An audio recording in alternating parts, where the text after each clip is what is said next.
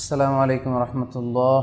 শুরুতে আমরা আল্লাহ রাব্বুল ইজ্জা ওয়াল জালালের দরবারে শুকরিয়া জানাই যে আল্লাহ তাআলা আজকে যুল হিজ্জা জিলহজ মাসে উপনীত হওয়ার তৌফিক এনায়েত করেছেন। আমরা আজকে মালয়েশিয়াতে অলরেডি জিলহজ শুরু করে ফেলেছি এবং আমরা জানি যে এই জিলহজের প্রথম দশক মানে প্রথম 10টি দিন খুবই গুরুত্বপূর্ণ 10টি দিন।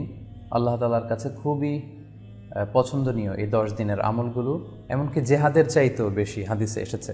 এবং কালামুল্লাহ মাজিদে আল কোরআন আল কারিমে আল্লাহ তাআলা এই জিলহজের প্রথম 10 দিনের শপথ করেছেন। এই 10 দিনের এবাদত আল্লাহ তাআলার কাছে এত বেশি পছন্দনীয় হওয়ার কারণ হচ্ছে এই 10 দিনে আল্লাহ তাআলা উম্মাহাতুল ইবাদাত অর্থাৎ যত মৌলিক এবাদত আছে সবগুলো মৌলিক এবাদতের একটা সমন্বয় করেছেন জিলহজ মাসের এই প্রথম 10 দিনে, যেটা বছরের অন্য কোনো সময় কিন্তু পাওয়া যায় না। কারণ এই 10 দিনের ভেতরে সালাত আছে, নফল সিয়াম আছে,